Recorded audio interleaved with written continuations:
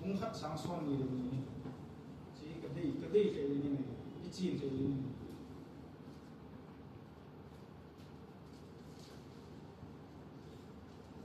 tiền này đó cũng mà sẽ cho đinh cái hạt cái lá cái này ôi cái đi theo cái Genesis bung khát sáng xuân gì được cái chuyện cái thiên nhiên giống ấy hòn kim hin cái hồ tập bằng ni si mu đi tu đi chỉ cả lấy rồi tại ngày tu lấy cái chuyện thiên nhiên giống ấy hòn là gì là cái mà là gì rồi cái chuyện đó ba chapa là gạo thiên rồi